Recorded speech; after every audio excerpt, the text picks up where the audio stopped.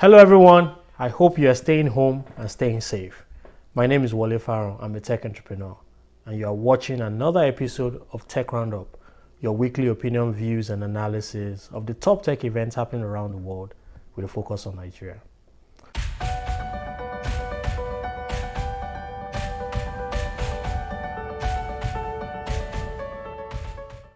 On Tech Roundup this week, I had a call with a US ER doctor and we spoke about coronavirus cases in the US and how the events in the US will help us prepare better to handle the pandemic in Nigeria, perhaps by leveraging technology. There's news that GTBank is making a huge play for Fintech, especially looking at the payment space. And we'll wrap up the show with an important announcement at the end of the episode. As always, this episode is packed, so let's get started.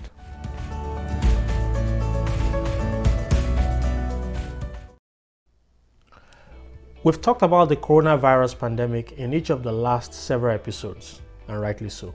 The total number of cases and deaths around the world continue to rise, and several measures are being invoked to stop the spread, including a project that we're learning of in the UK, originally designed by AI and robotic experts to help older people, but now being considered as a tool to help handle virus outbreaks like the current one. To help us understand some of the challenges being faced by the healthcare system in the US and what the Nigerian healthcare system can learn to prepare in case of a similar surge, I had a call with Dr. Bolanle Akinshola, a pediatrics emergency medicine physician in the US who originally trained in Nigeria. And here is a portion of my discussion with her. Nigeria, which you and I are connected to, today, the numbers are much lower. In fact, the numbers are comparable to where the US was 3 weeks ago. Now, I'm not projecting that Nigeria is going to be where the US is in 3 weeks, but it could happen, right? We don't know, like you said, we don't know. Hopefully not. Hopefully not. We don't know how this is happening.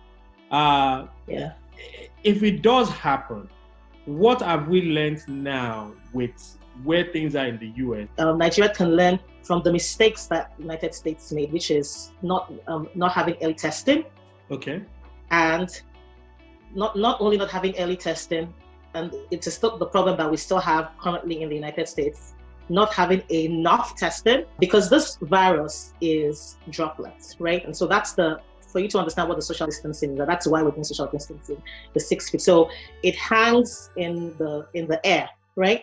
And so it is very important that Nigeria can learn from the United States by quickly making sure that they ensure the social distancing, people keeping away from each other. So I think the best approach for Nigeria is prevention. Because I feel that, God forbid, if we get into the dilemma that we're in the United States, I'm not sure that the healthcare, I'm not sure about the capability and the capacity of the healthcare system in Nigeria. Okay, so luckily, I know that in Nigeria, I don't know if it's all the states, there's already lockdown, so the part of social distancing is already being observed, and hopefully that goes a long way in prevention. People are saying, oh, this thing doesn't affect Black people. People say, oh, people of African descent or people in Africa have an immune system that can deal with this. People are not likely to get sick. Even if you look at the cases in Nigeria, I think except for one, there hasn't been any mortality. I think one mortality in all the cases. So people are beginning to think that, okay, maybe there's something in us or, in Africa that is making this not as serious as serious. Please set us straight. Help us correct some of this. Even though people are talking about it, as of currently, the data has not. The scientists are not 100% backing the idea that it's not going to replicate in warmer climate or in the warmer months. Now, like I said, it is a suggestion, and you're absolutely right. People are talking about it, but I still think that we should learn from the US and prevention, social distances, washing our hands, all those basic things that they talk about. Yeah. But it is true that there is an association, but it's not proven Okay. Not proven, you know, it's still in the world. There are close to 6,000 medical doctors in the US with some connections to Nigeria, whether they are, from Nigeria or by birth or, immigration, whatever it is, right? So that's a good number of people that, one, are trained here, but more importantly in this situation, are facing the reality of coronavirus in an unprecedented way.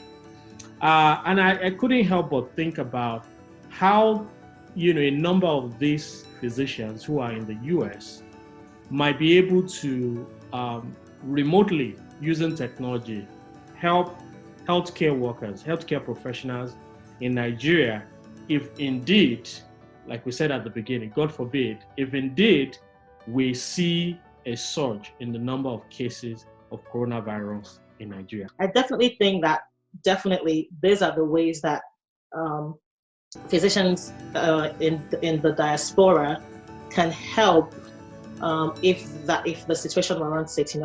Like I said, pathways, platforms, refresher courses, and also wanted to say that there are platforms like that, and I am one of such a platform where people are talking and sharing ideas and sharing, contributing ideas and sharing different ways in which, this is what information, this is what's happening. And I feel that that information can then be, transferred to the people who need it, if need be, using so many of the different platforms. We have Zoom, we have WebEx, so many platforms, even FaceTime, Facebook Live.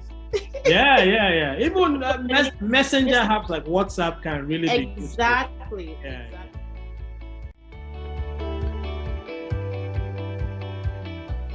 And to our final story this week, one of the leading commercial banks in Nigeria, GTBank, is making a play in the payment space. GTBank is planning to restructure as a holding company to enable it to take on Fintechs. The bank CEO, Segun Agbaje, made the disclosure during the earnings call for the fourth quarter of 2019. The holding company will have interest in other Fintech subsidiaries. The CEO sees a fierce competition between banks and Fintechs in Nigeria and is making an early play. Remember, we mentioned that Nigerian Fintechs raised a total of about $400 million in capital in 2019, showing a major validation from global investors about the market potential. He also believes that this is a valuation play. He says, and I quote, "When you take GTBank, which has one of the best valuations in the banking industry, it is valued at one-time book. Then you come to the payment space where Fintechs and payment companies are being valued at 30 times earnings. What is there not to like about the space?" End quote. To be clear, GTBank is already doing a lot to leverage Fintechs to deploy its solutions. You are familiar with Star 737, its USSD bank. You're familiar with GTPay, Quick Credit, among other solutions. The real question is, what does this intent by a banking giant do to Fintech and the payment space in general? One, I think this is the beginning of a major shift in banking. Digital transformation in banking will be accelerated, and Fintechs will play a major role in this transformation, which has already started, by the way. Two, traditional banks will fight to stay relevant, and we'll see more plays such as this from other banks. Maybe not necessarily in this format, but we'll see more closer collaboration. And three, Fintechs may start making plays to become digital banks, especially if we see a new CBN licensing regime allowing Fintechs to apply for digital banking licenses. We're organizing a Fintech roundtable that we call Fintech Zoom Table, Navigating a Crisis. We'll be talking to many industry experts who'll be sharing their thoughts and recommendations about how to navigate the current pandemic. We'd love to hear your comments and feedback, so please connect with me on LinkedIn at Wale Faron and subscribe to the TechRoundUp YouTube channel if you haven't done so already. Have a great weekend, guys, and see you all again next week. Stay safe and stay home.